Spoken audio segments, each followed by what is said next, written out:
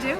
Yeah. Okay, so we're really happy to tell you that the Satellite Sisters cannot figure out which way to turn their phone. And we had some comfort in that. Yes. Because it took us how many years? I think for a very long time now we have gotten it, right? No. No? A long time, like 2 weeks. Okay. Like so next week we could be back the same way again. So yeah, no. So for a very short time, apparently, Right. as of today, Yes. we understand that it's horizontal, but we could not remember for the longest time. And then it was Leanne and Liz, I think, Yeah. who were doing a We were watching Facebook this. Live, and they were vertical, right? And then they realized they needed to be horizontal. Oh my God. And That's us. yeah. So thank you to the Satellite Sisters Yeah. for making us feel better. Yes.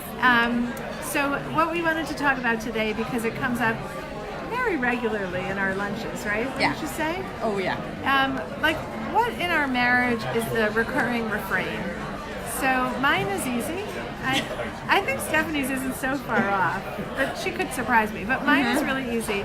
My refrain for however long Dan and I have been raising children together, which actually, however long is 30 years, I say, "Really, Dan?" And that's about parenting. Because, Are you smiling when you say it? You're Smiling now. I have a feeling you're not smiling when you say it. I think I would need a third-party confirmation. I'm gonna guess, like, as the years have gone on, there's more smiling. Yeah. And I would say in the early years there was more rage, probably. But so my story. Not just rage, more rage. More rage?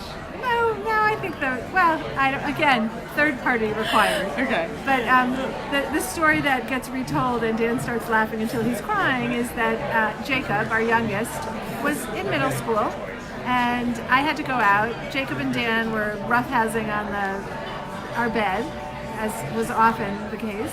And I said to Dan, like, you leave really early in the morning for work. I have to get Jacob up for school, and it's hard. It's really hard. He's tired all the time. Please, I'm begging you. Can he be in bed by 9:30?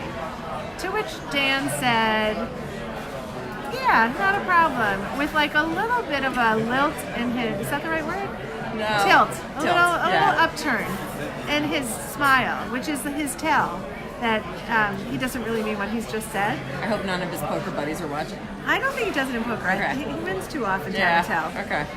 Anyway, so I go, Dan, really?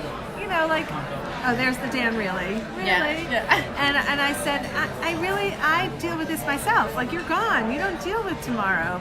I'm begging you, please, get him to bed by 9:30. So he goes, fine. So I leave the room, I close the bedroom door, and I wait, because I have some hint that it's not going to go down the way I hope.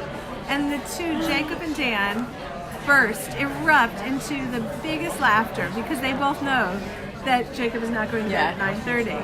So I open the door and I do what has been happening in our marriage forever and go, really, Dan? And then I close the door and I leave. So in my marriage, my refrain is, really, Dan? That's good. And mine is, you're right, it's almost identical. So, and mine is not the really, Dan, but it's something else you said, which was the I'm begging you. So that's my line, is I'm begging you. When so Todd will say something, we'll be talking about having a conversation with one of the kids, or he'll have a piece of information that it's like planting a seed of something, right? And I'll say, I can't think of a good example, but it will cause me to say, I am begging you, when we talk about this, you are not going to share that bit of information. I'm begging you. And God bless him. He's so honest and he's so open. So it's really, really hard for him to have information and then put it in a compartment that is the do not open compartment. It's really bad. He's